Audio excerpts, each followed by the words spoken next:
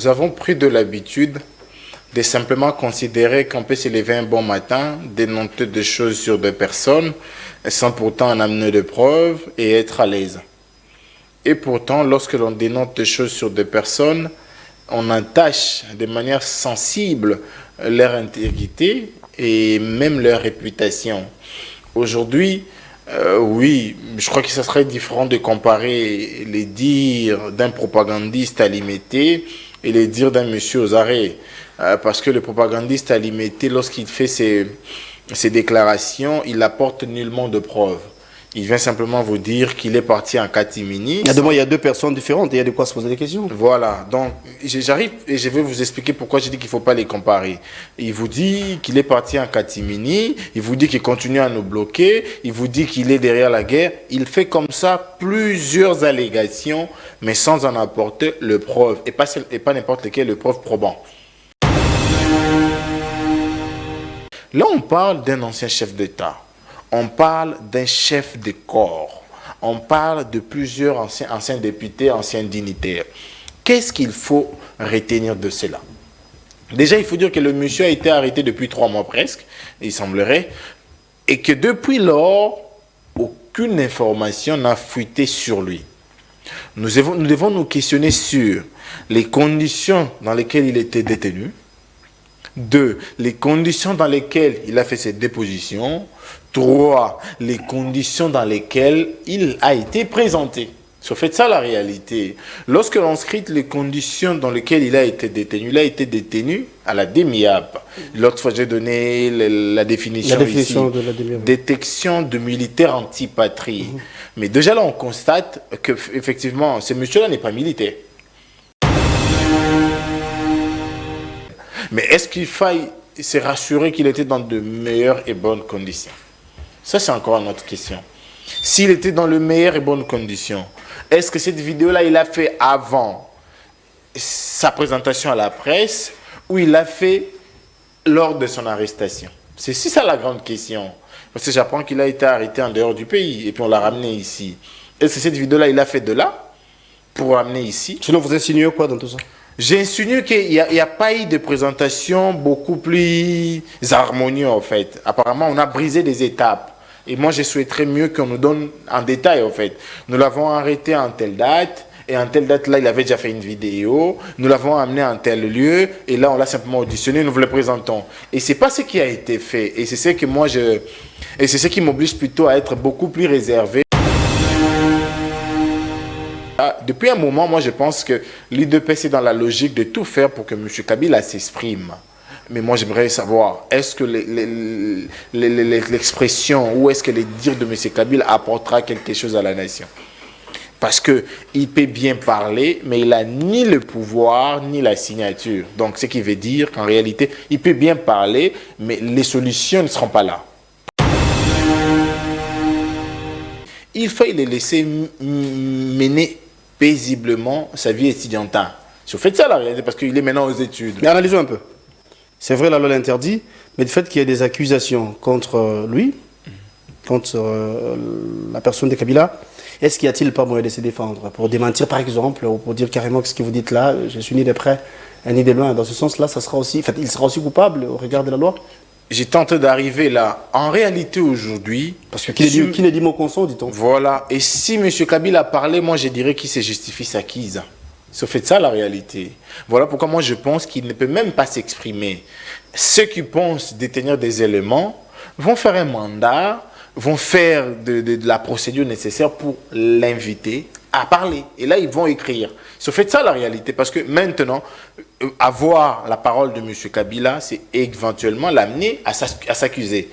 Et c'est ce que moi, je ne conseille pas. Mais déjà, la question de savoir qu'est-ce qu'on entend par quitter le pays pas d'une manière correcte, parce que... La procédure n'a pas... Encore les procédures n'ont pas été respectées. Voilà. Ce que moi je sais, c'est que comme un ancien chef d'État, il utilise des passeports diplomatiques.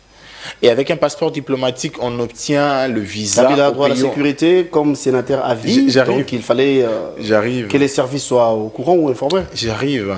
est-ce que la sortie en question, il est parti pour l'exercice de sa qualité de sénateur à vie ou pas? C'est en fait ça la réalité. S'il était parti comme sénateur à vie, par exemple, rencontrer un homologue, on pourrait peut-être parler d'une protection exagérée de l'État. Mais je crois que c'était pour aller assister aux obsèques, si je m'abuse. Mais dis-moi, Kabila a un statut particulier, ça vous le savez. Exactement. Et c'est ces statuts-là qui lui donnent le droit d'utiliser un passeport diplomatique. Et avec le passeport diplomatique, on n'a même pas besoin de visa. Ça, c'est déjà la réalité. C'est déjà la réalité qu'il faille déjà donner à tout le monde. Mais lorsque M. Kabouya vous dit qu'il alimente, est-ce qu'il a de preuves que M. Kabila a fait des transactions vers le M23? C'est aussi ça une grande question. C'est pourquoi j'ai dit l'appareil judiciaire devait s'activer pour que M. Kabouya nous fournisse à ces éléments. Là, on parle d'une rébellion. Une rébellion qui nous endaye, une rébellion qui nous pille.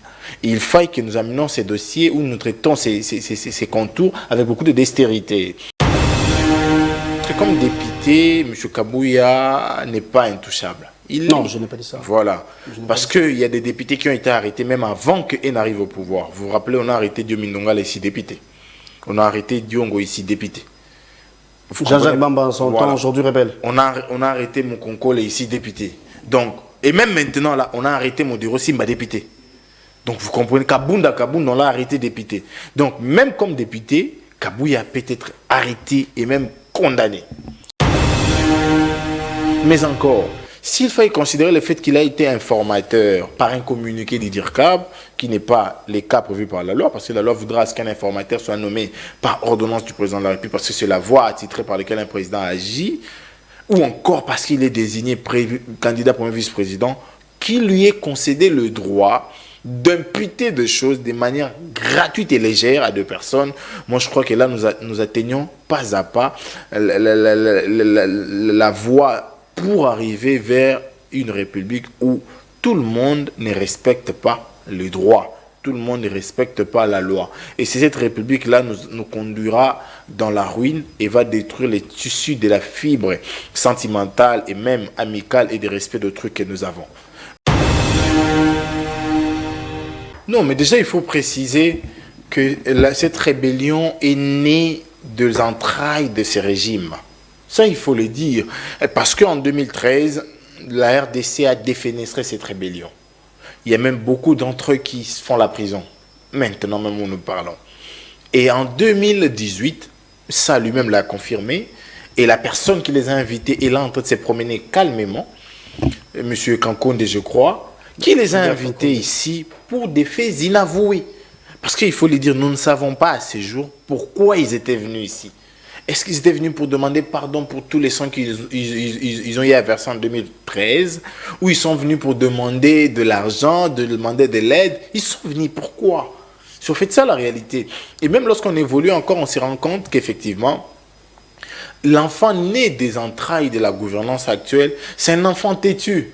C'est un enfant têtu, c'est un enfant qui n'est pas obéissant parce qu'effectivement, cet enfant est le fruit de ces mariages incestueux. Mais non, là aussi, il y a de quoi se poser des questions. Quand vous reconnaissez ou encore quand vous dites qu'ils étaient ici en 2000, je sais pas sous l'invitation de Gilbert Kankonde, mais tantôt, vous avez dit qu'en 2013, les mouvements rebelles étaient complètement anéantis. C'était de fait, c'est l'expression que vous avez utilisée. Comment expliquer un mouvement qui n'existait plus? Quand est-ce qu'il s'est reconstitué pour être invité à Kinshasa? Voilà, il y a des chemins probables. Soit on les a demandé de se réunir et venir, soit on a invité un qui a réuni les copains. Voilà, c'est une semaine qui commence sous la pluie. Bon début de semaine à vous qui êtes branchés, vous qui nous suivez en ce moment. Nous sommes heureux. Joyeux en même temps d'être des vôtres ce matin pour ce nouveau On Express où nous allons recevoir Maître Jonathan Ngwele, qui est le responsable numéro 1 de cette structure qu'on appelle Pour l'amour du Congo. Il est le coordonnateur en même temps, le président de la dite structure. Opposant au régime, il est de la Mouka, il est opposant, comme j'ai dit il y a peu. Avec lui, nous allons aborder toutes les questions d'actualité. Donc, nous allons vous parler République. Vous êtes sans ignorer que les déclarations se poursuivent. Hein. L'autre fois, c'était le secrétaire général de l'UDPS qui, à son tour, avait accusé l'ancien chef de l'État, Joseph Kabila, d'être à la base de ce qui se passe à l'Est en termes de sécurité, que Kabila a eu de mèche avec le M23. À nos jours, c'est l'un des proches de Corneille Inanga, le chef de file de la rébellion M23, qui, d'après certaines sources, a cité les noms. Il a confirmé le nom de Joseph Kabila, il a sur la liste, il a rajouté également Claudel Loubaya, Joseph Olengankoy et les autres. Est-ce vrai, est-ce faux? Mais du moins, il a cité les noms. Je pense que la justice se voit dans l'obligation de saisir les dossiers pour nous éclairer, pour nous donner bien sûr les éclairages par rapport à ces dossiers. Alors, nous allons vous parler de ça. Nous parlons également de l'insécurité, c'est vrai. Ça continue à battre son plein de la partie Est, et même ici à Kwamount, après l'échange entre Kinshasa et les chefs coutumiers pour calmer les Mebondo, pas plus tard qu'hier, il y a eu encore 5 personnes qui ont été tuées, en croire les gens qui s'y trouvent, les gens qui sont dans le contrat. Ils nous disent clairement que les personnes consultées par le gouvernement de Kinshasa, donc les chefs coutumiers, ce ne sont pas le vrai et ce ne sont pas non plus eux qui sont concernés par rapport à l'affaire. Donc nous allons évoquer la question, nous parlons également de l'insécurité à l'Est. Il y a encore plus de 15 personnes ont été tuées par les Codeco, ont massacré encore la population congolaise et nous disons c'est trop, Kinshasa se voit dans l'obligation de s'impliquer, de s'imposer même pour instaurer la paix dans la partie Est. Naufrage, oui, on a perdu encore le nôtre. Hein. Il y a encore des Congolais, des compatriotes qui ont perdu de vue, qui ont perdu des vies, pardon, par faute de naufrage, comme j'ai dit il y a peu. Et on va également vous parler de ça. Alors, pour ce faire, nous avons le plaisir, l'honneur de recevoir, comme j'ai dit il y a peu, vous l'avez déjà aperçu, convaincu, Maître Jonathan Ngolé, à qui j'ai dit bonjour et bon début plutôt aux 2 semaines à vous. Bien, merci M. Guélor. Bonjour à vous, bonjour à nos nombreux téléspectateurs. Bonjour également à la grande équipe technique, grâce au concours duquel nous allons bien évidemment bien arriver dans différents domiciles de nos compatriotes congolais pour échanger avec eux, leur faire part de nos analyses en rapport avec les réalités actuelles de terrain, notamment l'évolution de la vie sociétale au Congo. Mais bien avant, je me permets de glisser un peu de mon temps pour essayer d'interpeller le président de la Cour constitutionnelle, le pasteur Dieudonné Kamuleta. Parce qu'il est vrai que la Bible déclare que la vraie justice élève une nation. Et la justice, lorsqu'elle décide d'élever une nation, c'est bien évidemment parce que la nation est appelée à s'épanouir comme le veut la Bible, parce que l'Éternel dit, voici le projet que j'ai formulé pour vous, le projet de paix, de prospérité, d'élévation et tout ce qui vient avec. Les bonheurs n'ont pas de malheur. Voilà. Et comme gardien de valeurs religieuses, le pasteur est censé appliquer l'équité. L'équité, le bon sens et l'égalité de traitement envers tout le monde. Pourquoi je l'ai dit? Parce que après les élections 2023 d'ailleurs, où nous avons été compétiteurs, il s'est suivi une série de contentieux où plusieurs de requêtes introduites se sont vues soit être reçues et avec avis favorable ou encore rejetées parce qu'il y avait des fausses soit de preuves ou des éléments. Mais il s'avère que dans les arrêts prononcés le 14 mars 2023, il y a des soucis qui entament les droits garantis à des particuliers, notamment l'arrêt 1086. Cet arrêt qui oppose, d'ailleurs, dans ma circonscription électorale de la Funa, 2 challengers, notamment celui qui l'a signé a proclamé au nom de Nzinga Landou Nixon, et celui qui vient d'être proclamé par la CENI au nom de Tita Eden Kalonji. Qu'est-ce qu'il en est de cet arrêt?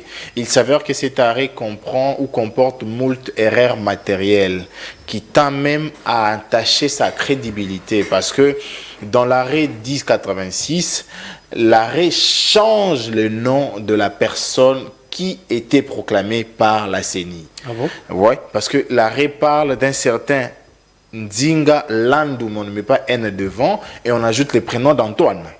C'est au deuxième feuillet déjà de l'arrêt, qui n'est pas Nzinga Landou Mouyas Nixon, tel que proclamé par la CENI dans les décisions jusqu'à ce jour et au site de la CENI et sur leur page officielle. Et même, voilà pourquoi vous appelez ça erreur matérielle, quoi, les plus normales. Exactement. Et ensuite, ça ne s'est pas limité là. Dans cet arrêt-là, on parle également d'Nzinga Landou Nixon. Donc, on enlève Mouyas, qui est son poste et nom. Donc, 2 personnes distinctes qui n'est pas égale à la personne proclamée par la CENI. Et l'arrêt ne se limite pas là. L'arrêt décide d'ajouter 1950 voix à M. Eden Kalonji. Alors que nous savons très bien que la procédure de l'octroi ou encore de l'ouverture des plis, devait se faire en contradictoire. Donc la CENI doit être là, M. Eden, par ses avocats ou par lui-même, doit être là, et M. Nixon. Mais sans inviter les parties pour respecter le contradictoire, la CENI, la Cour a ouvert le pli et a décidé d'octroyer comme ça 1950 voix à M. Eden, Titan Eden Kalonji. La question que nous nous posons, est-ce que dans ces PV-là, que seule la Cour a ouvert, sans qu'il y ait contradictoire, il n'y avait que deux voix de M. Eden Kalonji. Pourtant, les PV de la CENI ne reprenaient pas seulement les voix de M. Eden. Même celui qui a une seule voix, sa voix est reprise là. Quatrième erreur matérielle, s'il faut l'appeler comme ça, la Cour décide d'octroyer les sièges à M. Titan Eden Kalonji. Pourtant, sa liste ou son regroupement n'a pas été le quotient électoral d'éligibilité au niveau de seuil. Donc nous pensons qu'il y a comme ça des erreurs matérielles pour les cas. Ça c'est plus que l'erreur matérielle. Voilà. Nous invitons la Cour, vraiment, sur pied de l'article 93, à très rapidement corriger cette erreur matérielle. Parce que cette erreur matérielle porte gravement atteinte aux droits de ses compatriotes citoyens, Nixon, qui aujourd'hui se voit être débarqué de manière injuste, s'il faut l'appeler comme ça. Parce que moi j'ai été à la FUNA, je connais les réalités de la FUNA. On peut bien parler de Nixon parce qu'on les connaît. Personnellement, ces noms-là, je les connu en 2020, pendant la Covid, où, bien évidemment, comme philanthrope, j'intervenais pour certains cas. Et mes services m'ont rapporté, Maître Jonathan, il y a un autre compatriote qui fait également ce que tu fais. Quand je pose la question, il me dit c'est certain Nzingaland. J'ai dit ok, c'est quand même bien parce que nous sommes nombreux pour aider notre population. Et il y a encore un autre cas beaucoup plus flagrant dans la circonscription de la Lukunga, où le candidat Kennedy Katasi qui est là, s'est vu être débarqué au profit de Van Walesa, qui ne lui a pas attaqué. Je veux dire. Non, c'est pas de lui dire. Moi, j'ai investigué là-dessus. J'ai fouillé. Le monsieur n'a jamais attaqué monsieur Katasi. Mais il a été débarqué pour lui. Au vu de tous ces éléments, on s'est dit non. Pour vraisemblablement aller vers l'élévation de la nation comme le veut la Bible, le pasteur Kamouleta et son équipe devaient s'atteler à corriger ces erreurs matérielles pour préserver le droit acquis de ses compatriotes. D'accord. Avant d'entamer les questions de fond, vous y étiez reçu le week-end dernier à l'IGF, c'était pour quelle finalité? Vous, les politiques, vous, l'opposition? Déjà, il faut... avec la majorité, bien évidemment.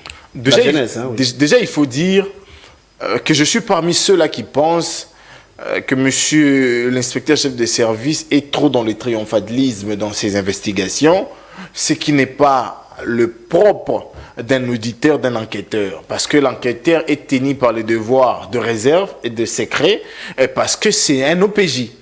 C'est un OPJ et un OPJ est soumis à l'ordre du parquet. Et c'est également le cas pour lui.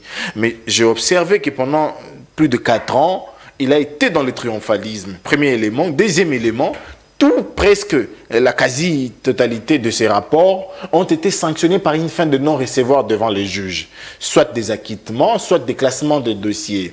Je me suis également posé la question, est-ce qu'il y a la fiabilité dans ces rapports? Est-ce qu'il y a les vrais dans ces rapports? Est-ce qu'il y a la sincérité dans ces rapports? Troisièmement, il est observé qu'effectivement, monsieur l'inspecteur chef des services a organisé une communication presque tambourinaire parce qu'il a d'une part le journaliste, de l'autre côté le politique, qui à longueur de journée nous presque trouble l'audition avec ses prouesses, mais qui bien évidemment sont sanctionnés par une fin de non-recevoir. C'est ce qui fait que j'ai reçu le jeudi dans mon cabinet de travail, bon mon bureau, parce que c'est le bureau pour l'amour du Congo, une invitation où il était dit carrément venez à une échange citoyen.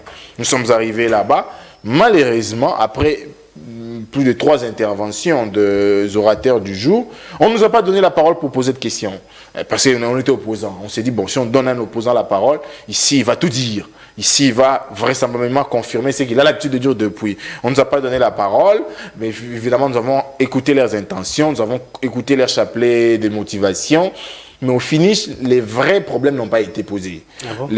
Je vous dis, il y a plus de 8 questions posées dans la salle par la jeunesse Union Sacrée. En clair, vous n'étiez pas satisfait? Moi, personnellement, je n'ai pas été satisfait et convaincu.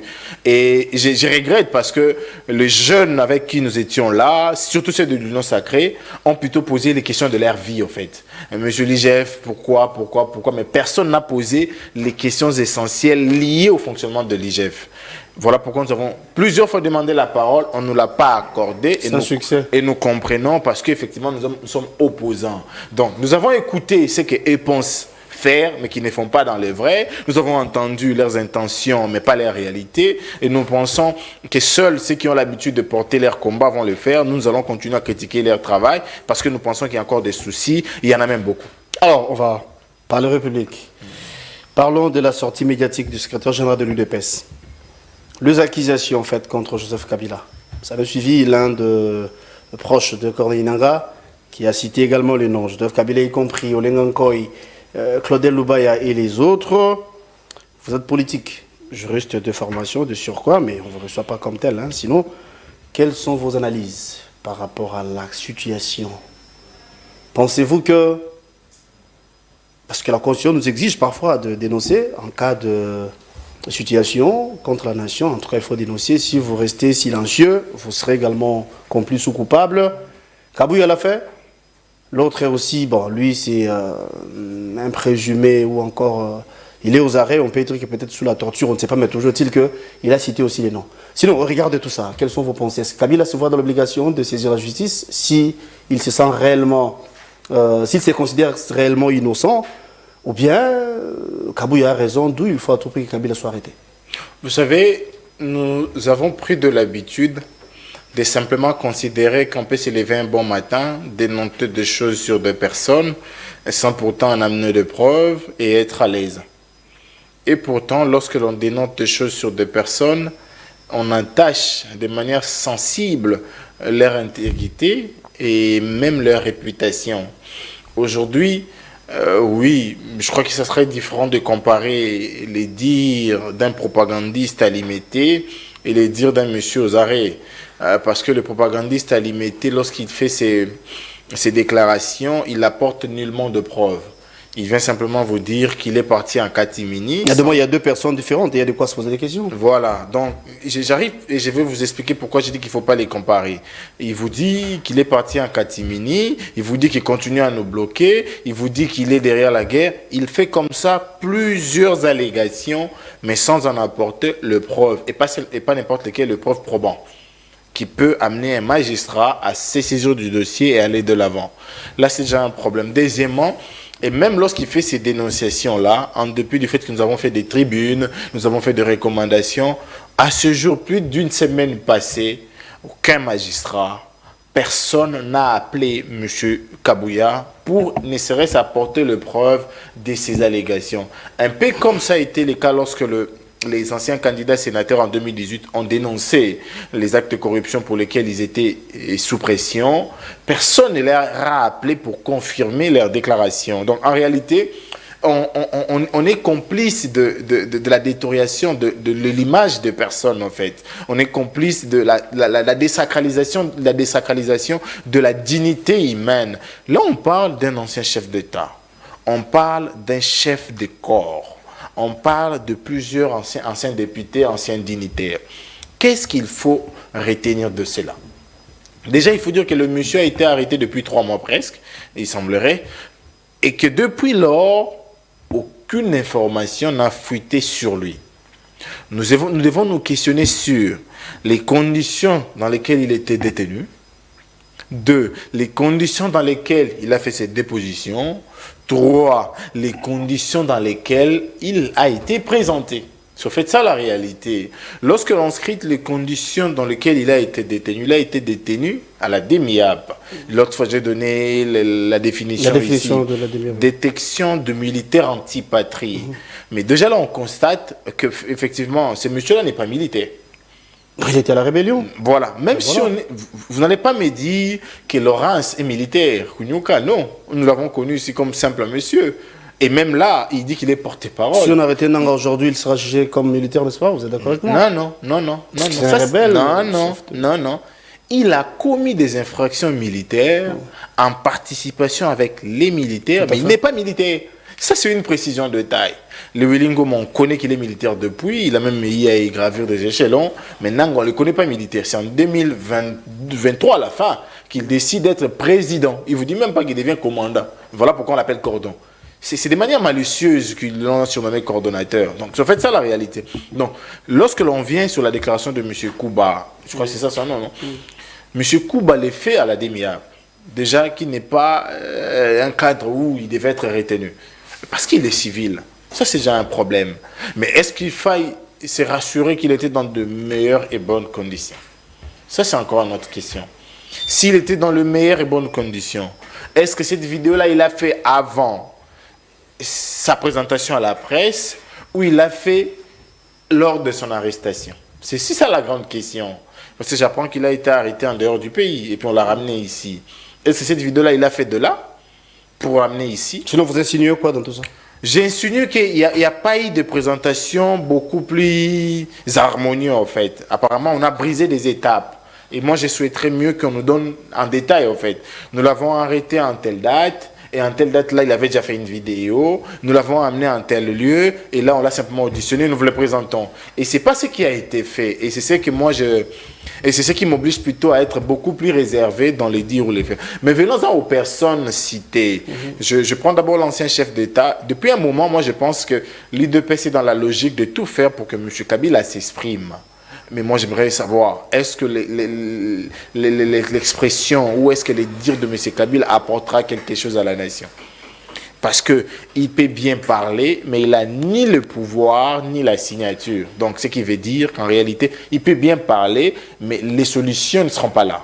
Premier élément. Deuxième élément. Mais il n'est pas non plus autorisé à parler parce que la loi l'interdit. En tant qu'ancien chef d'État, il a le droit de se réserver. Voilà. Donc, au vu de tout ça, on s'est dit, il fallait le laisser mener paisiblement sa vie étudiantine. Si vous faites ça, la réalité, parce qu'il est maintenant aux études. Mais analysons un peu. C'est vrai, la loi l'interdit, mais le fait qu'il y ait des accusations contre lui, contre la personne de Kabila, est-ce qu'il n'y a-t-il pas moyen de se défendre pour démentir, par exemple, ou pour dire carrément que ce que vous dites là, je suis ni de près, ni de loin. Dans ce sens-là, ça sera aussi, il sera aussi coupable au regard de la loi? J'ai tenté d'arriver là. En réalité, aujourd'hui... Parce que qui ne dit mot consent, dit-on. Voilà. Et si M. Kabila a parlé, moi, je dirais qu'il se justifie sa quise. C'est fait ça, la réalité. Voilà pourquoi moi, je pense qu'il ne peut même pas s'exprimer. Ceux qui pensent détenir des éléments vont faire un mandat, vont faire de la procédure nécessaire pour l'inviter à parler. Et là, ils vont écrire. C'est fait ça, la réalité. Parce que maintenant, avoir la parole de M. Kabila, c'est éventuellement l'amener à s'accuser. Et c'est ce que moi, je ne conseille pas comme politique et surtout comme quelqu'un qui suit de près tout ce qu'il est en train de vivre actuellement, parce que je me rends compte qu'il y a une forte pression derrière lui. Il y a une forte pression derrière lui, nous ne savons pas pour quelle finalité. Une pression derrière lui du genre, d'après vous? On veut bien évidemment le voir être aux arrêts. Si vous faites ça, la réalité. Ah ben c'est peut-être ce que vous pensez, sinon, Kabouya était clair, hein? Kabouya a dit que Kabila est des mèches avec l'homme 23, c'est lui qui alimente même ce mouvement rebelle. Kabila, pour preuve, Kabila a quitté les pays de manière clandestine. J'ai suivi personnellement l'émission de Barbara, chez Israël Moutombo, en soulevant le mât. Barbara avait avoué que Kabila avait quitté les pays, pas dit de manière correcte. Mais déjà, la question de savoir qu'est-ce qu'on entend par quitter le pays pas d'une manière correcte, parce que... La procédure n'a pas... Encore les procédures n'ont pas été respectées. Voilà. Ce que moi je sais, c'est que comme un ancien chef d'État, il utilise des passeports diplomatiques.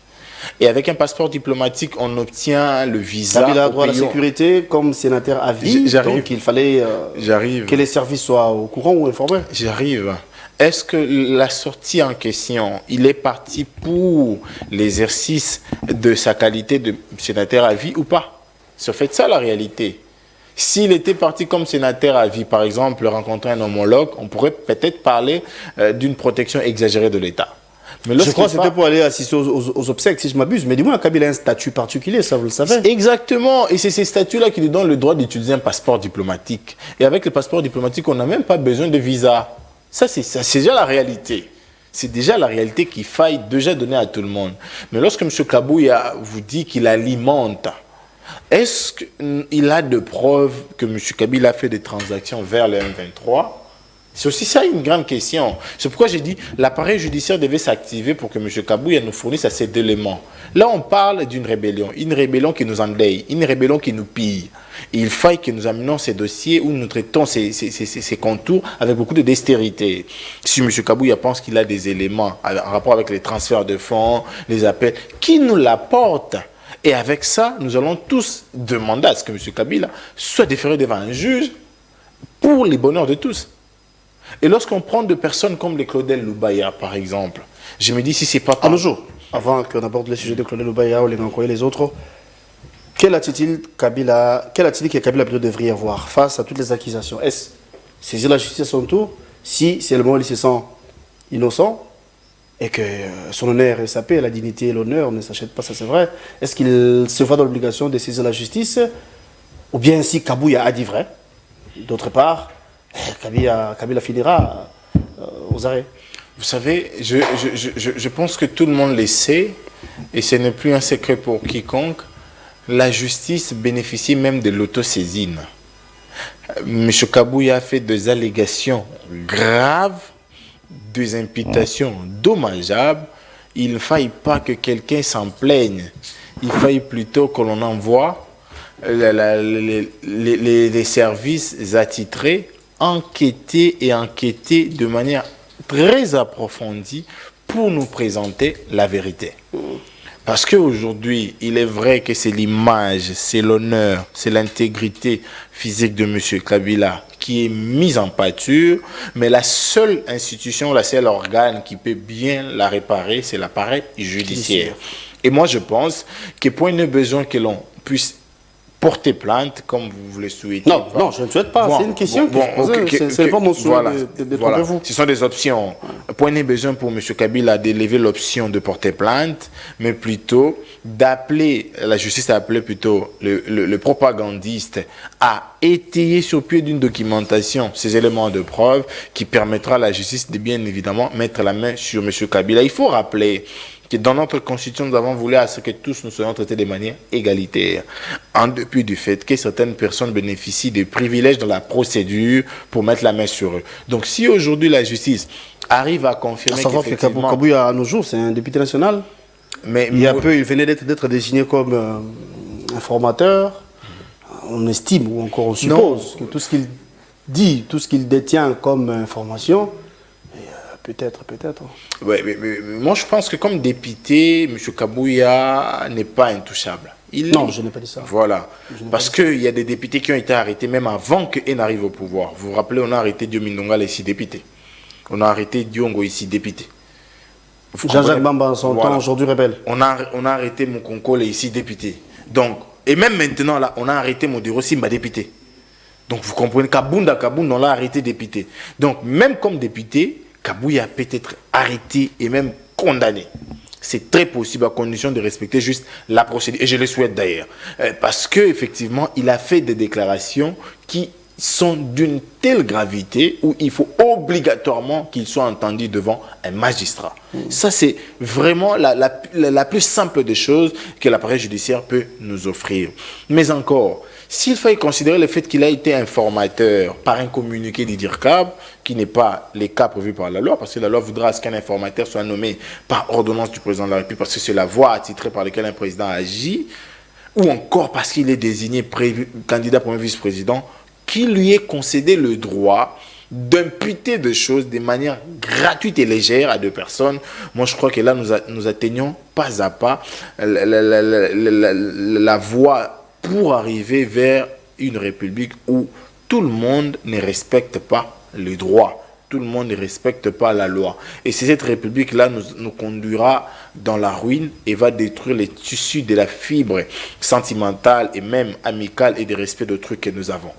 Voilà pourquoi j'ai continué à faire mon appel aux magistrats de la République, à tous ceux qui militent pour le concours de la vérité, de bien vouloir se saisir de M. Kabouya, et cela rapidement, pour qu'il confirme d'abord ce qu'il a fait comme déclaration et qu'il apporte de preuves suffisantes et probantes pour nous amener à établir la vérité. Parce que nous parlons de cette rébellion, nous opinons, nous réagissons. Mais est-ce que nous réagissons en nous mettant dans la peau de ceux qui vivent la rébellion. Franchement, c'est la, Est-ce que nous réagissons? C'est la question que je vais vous poser pour dire que est-ce que les Congolais ont besoin de ça? Nous enterrons les nôtres tous les jours. Pas plus tard qu'hier, j'ai lu au départ, les Codeco ont encore tué plus de 15 personnes. Aujourd'hui, on cite nommément Kabila.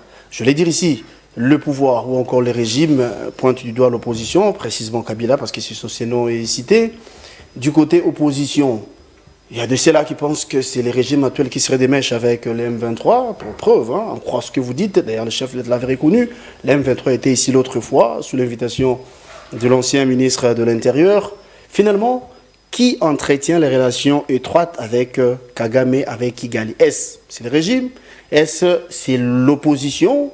Finalement, on ne comprend plus rien. Non, mais déjà, il faut préciser que cette rébellion est née des entrailles de ces régimes. Ça, il faut le dire. Parce qu'en 2013, la RDC a défenestré cette rébellion. Il y a même beaucoup d'entre eux qui font la prison. Maintenant, même où nous parlons.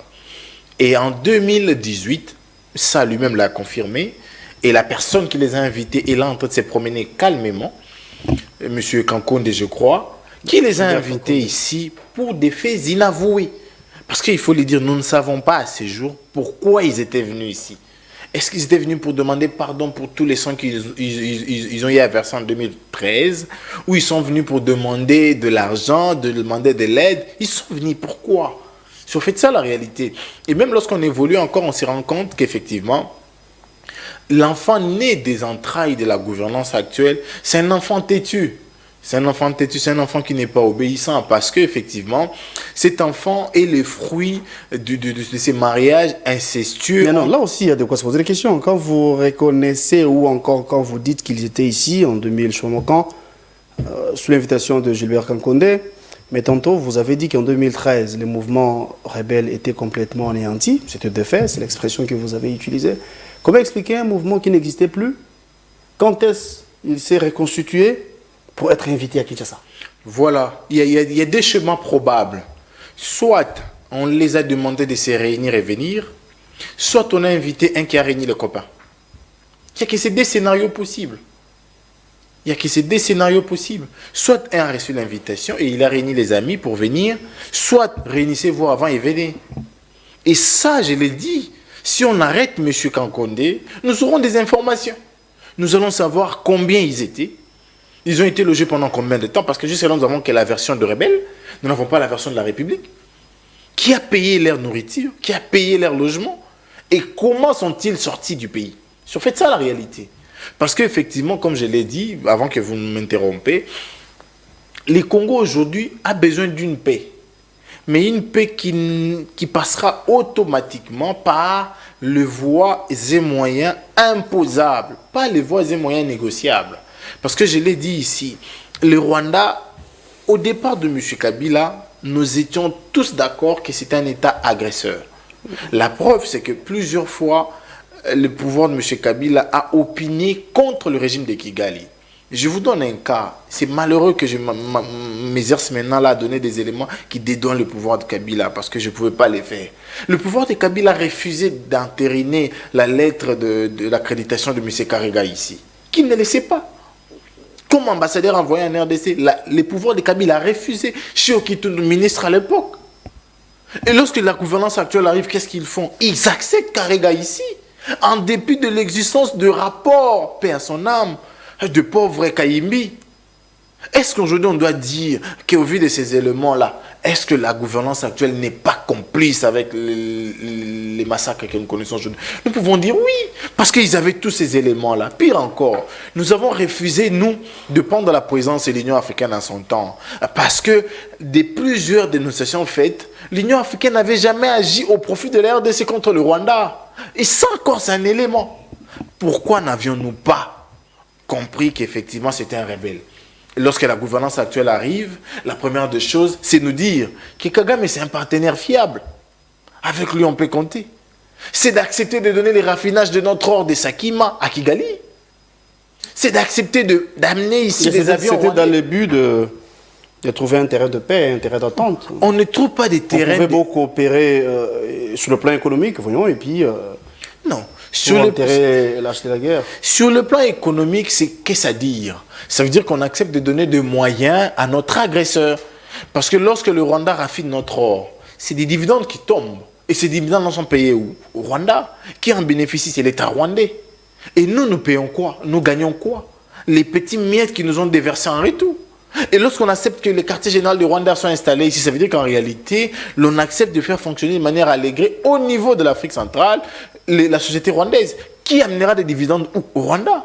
C'est au fait de ça la réalité. Donc, la rupture de relations diplomatiques, comme ma famille politique ne cesse de le dire, devait être l'essentiel de notre combat. Où nous devons dire au monde, voilà, nous ne pouvons pas. Parce que, effectivement, lorsqu'on pose la question, on dit, le Rwanda nous agresse. Mais ces gens-là qui ont posé cette question-là, ils nous répondent directement. Celui qui vous agresse, vous lui donnez votre or. Celui qui vous agresse, vous lui permettez de créer des sociétés chez vous. Ça fait ça, et ça nous mettra en difficulté. Donc, les deals qu'il y a entre la gouvernance actuelle et l'État rwandais nous conduit aujourd'hui à 2 morts. Aujourd'hui, on ne parle que de l'opposition qui malheureusement ne supporte pas la lutte démocratique, vont rejoindre la lutte armée. Mais on ne cite pas. Nous avions vu les gens, j'arrive, les amis même. J'arrive. Mais pourquoi? Moi, je n'ai jamais été ami à quelqu'un d'entre eux. Hein. Je connais M. Tissol à la télé, je sais qu'il était DIRCAB. Je connais M. Magie à la télé, je n'ai jamais été ami à lui. Mais lorsque je sais que c'était des amis avec eux. Des compatriotes. Tous les trois là. Non, moi je parle d'amis en tout cas. Ah, ok. Là, c'est vous. Mais lorsqu'on fouille dans la réalité, on se rend compte qu'il n'y a pas que ceux du pouvoir. Il y a même un qui était dans les partis d'un ancien rebelle qui est aujourd'hui au pouvoir. C'est M. Mamba, dont le parti est à ce jour à l'Union sacrée. Pourquoi on n'entre pas dans les MLC pour questionner également Bemba? Non, pas d'amalgame, cher Jonathan.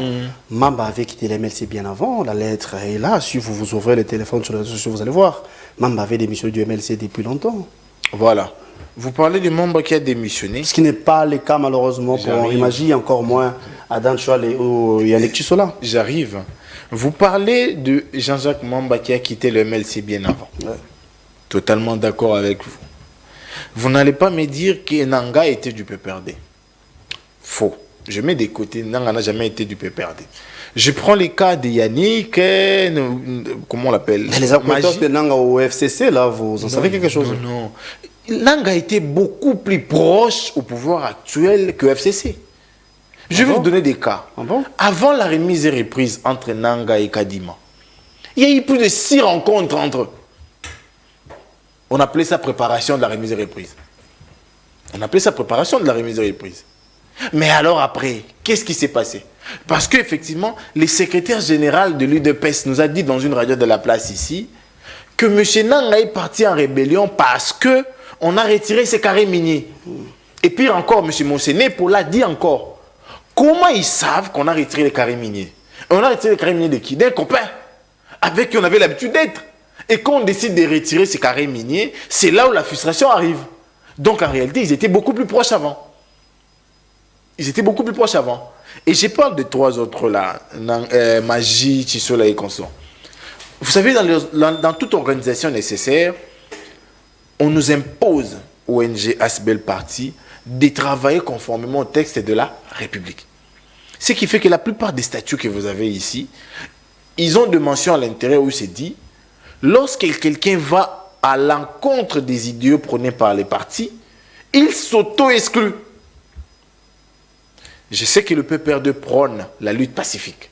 Voilà pourquoi ils ont marché avec nous plusieurs fois.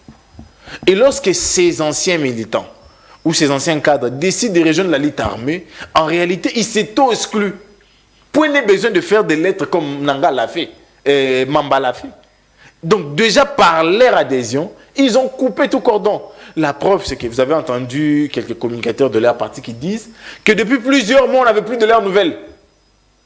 On ne savait plus les localiser. Magie, moi j'avais l'habitude de le voir avec les cours de la Révolution qu'il avait l'habitude de donner sur TikTok, là, où ils apprennent comment mettre les bandes et tout. Mais depuis un moment, c'était coupé. Je crois depuis octobre, il n'y avait plus de vidéos. Si nous, au niveau de l'Internet, on a constaté qu'il n'était plus là, et à son parti alors, c'est fait ça la réalité. Donc moi je pense qu'aujourd'hui, il faut interpeller toutes les couches sociétales. Si on pense que c'est l'opposition, bon, on les a interpellés, on les a cités, on attend que la justice fasse son travail, mais qu'on entre également dans la majorité. qu'on entre dans la majorité. Vous n'allez pas me dire que là-bas, il n'y a que des saints, il n'y a que des gens corrects. Non. S'il faut scruter simplement des déclarations qui se font entre eux d'abord, ça nous oblige, nous, à nous questionner sur l'essentiel de la valeur démocratique. Parce qu'aujourd'hui, certains sont peut-être là parce qu'ils ont encore leur quote-part, mais lorsqu'ils n'en auront plus, ils vont peut-être se rétracter aussi. Mamba était là parce qu'il était député MLC. Maintenant qu'il n'est plus député MLC, qu'est-ce qu'il dit? Il décide de partir. Donc moi, je pense qu'aujourd'hui, nous fustigeons et nous condamnons l'adhésion à des mouvements rebelles parce que la lutte armée, nous n'en avons plus besoin. Même pas nous venons de loin avec la lutte armée. Nous avons beaucoup perdu en termes de temps, en termes d'infrastructures, en termes de moyens. Il faut que la nation évolue. Il est vrai que la gouvernance Tshisekedi, c'est notre problème. Mais c'est notre problème que nous allons régler de manière démocratique. Nous allons régler par les voies légaux, par les voies établies. Non, pas par les armes. Ça, c'est vrai. Alors, on a cité aussi un chef du corps, vous avez si bien dit, Joseph Olengankoy, qui dit, j'ai lu l'un de ses tweets, il a dit, il attend que ça soit, que le dise que c'est un poisson d'avril. Sinon, Joseph Olengankoy est cité, Claudel Lubaya est cité. Que dites-vous de ça? Vous savez, c'est triste de voir comment on peut décider un bon matin de saper l'image de certaines personnes qui ont donné tout pour la République. Qui ont donné tout pour la République. Vous parlez de Olengankoy? Non. Je vais plutôt faire un petit recul en arrière. Je vous prends les cas de Claudel André Lubaya. Vous savez, j'ai eu l'occasion de le rencontrer une seule fois dans la vie. Une seule fois. Et l'unique fois où je l'ai rencontré, j'ai découvert la vie de cet homme. Ce monsieur vit chaque jour aux côtés de bouquins. Chaque jour. Même ceux qui sont très proches de lui, se questionnent sur quel genre de vie ce type mène. Soit il est en train de lire, soit il est en train d'écrire. C'est ça sa vie. Et lorsqu'il vous parle, vous sentez non seulement le patriotisme en lui, mais vous sentez l'objectivité vers les biens. Même lorsque vous lisez ses écrits sur Twitter, vous vous rendez compte que ces messieurs veulent que les choses changent. Mais c'est ces messieurs-là qu'on va jeter en pâture comme ça, par des dénonciations. Je vous prends M. Saïba Patient. Aujourd'hui, ces compatriotes congolais font notre fierté à l'international. Parce qu'ils gèrent une structure internationale. Et comme ça, dans le monde, on va les salir, on va faire des imputations sur sa personne. Je l'ai dit toujours.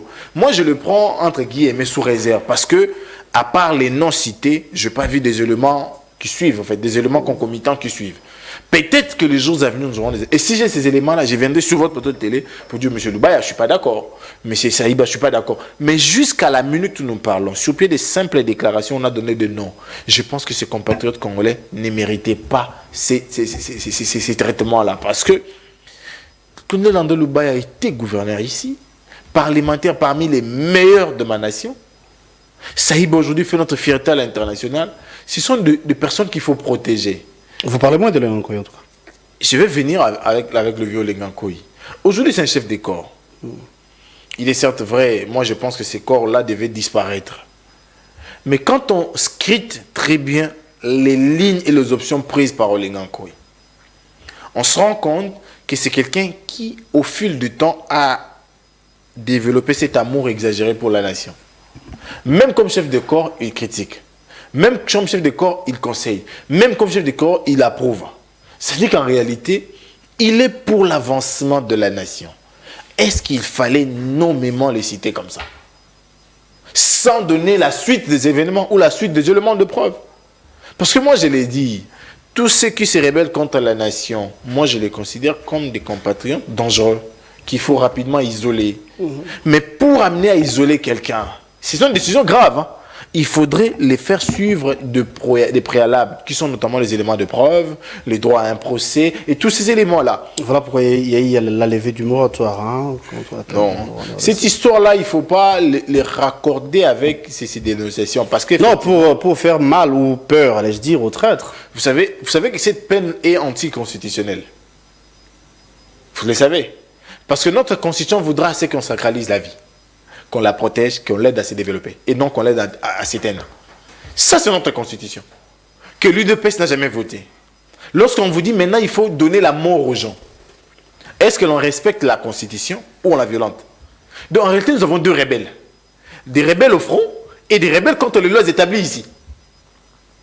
Et pire encore, qui les font? Ce sont ceux-là qui sont réputés démissionnaires. Ça, c'est un problème. Si nous avons décidé en son temps de suspendre l'exécution, c'est parce qu'effectivement, en son temps, les gens qui savent bien lire la Constitution ont compris qu'effectivement, il y a un problème. Et même alors, au vu de tous les tests que nous avons signés à l'international, nous avons accepté, nous, de protéger la vie humaine. Déclaration universelle des droits de l'homme de 1948. Pacte africain relatif aux droits civils et politiques. Et comment on appelle ça encore? Comment on appelle ça? C'est 2IDH, Déclaration universelle des droits de l'homme. Universelle des droits de l'homme. Voilà. Tous ces instruments-là concourent à la protection de la vie. Mais lorsque l'on décide maintenant d'ôter la vie, ça veut dire qu'on ne la protège plus. Ça, c'est un problème et c'est un problème de gouvernance. Et ça dérange. Voilà pourquoi je pense que si on va ôter la vie aux rebelles au front, on va aussi ôter la vie aux rebelles ici. C'est la fin. On va prendre la dernière question, le dernier sujet en 1 minute. Ce n'est pas impossible en tout cas. Nous attendons le gouvernement du deuxième mandat, le tout premier gouvernement du deuxième mandat de Félix Tshisekedi. Du moins, Madame le Premier ministre est là. On venait de nommer, n'est-ce pas, il y a peu Madame Judith comme le Premier ministre. Quels sont vos sentiments par rapport à sa nomination? Et pensez-vous qu'elle sera en mesure de satisfaire les Congolais que nous sommes au regard de la situation sécuritaire d'abord à l'Est, un peu partout, au regard de la situation socio-économique? Eh bien, hier, elle était au ministère du Plan, aujourd'hui à la tête du gouvernement, n'est-ce pas? Une femme d'ailleurs, il faudra le dire, hein, c'est pour une première qu'une femme soit à la tête du gouvernement depuis 1960 jusqu'ici. Honneur aux femmes, eh bien, éduquer une femme, c'est éduquer toute une nation, dit-on. On peut faire froid pour toi que cette fois-ci, les choses peuvent changer. Nous avons écrit l'histoire, malheureusement, avec la mauvaise personne. C'est fait ça la réalité. Nous avons écrit l'histoire parce que nous avons nommé pour une première fois une femme, mais qui ne pourra pas rencontrer qui ne pourra pas plutôt donner des solutions aux problèmes des Congolais. Qui vous dit ça? Parce qu'elle n'a pas encore travaillé. Je vais me justifier. D'accord. Madame Judith Souminois Toulouka, déjà, était vice-ministre à l'époque où M. Mwando était ministre du Plan. Ensemble, ils ont préparé le projet 145 territoires. Parce que c'était le projet du ministère de Plan. Ailleurs, on pense que le ministère de Plan est l'architecture du gouvernement. C'est là où se concoctent tous les projets ou même les initiatives gouvernementales. Ensemble, ils l'ont fait. Mais depuis le départ de M. Mwando, donnez-moi une route construite à Kinshasa sur pied du programme 145 territoires. Une route à Kinshasa. Donnez-moi 2 bâtiments construits à Kinshasa sur pied du programme 145 territoires. Vous allez comprendre que Mme Judith n'est pas en mesure d'assurer l'application effective du programme 145 territoires. Premier élément. Deuxième élément. Depuis le départ de M. Mwando, je crois depuis la 92e, 93e réunion du Conseil des ministres, jusqu'à la 124e, 125e. Alors que Mwando lui-même croit à Madame. Non, non.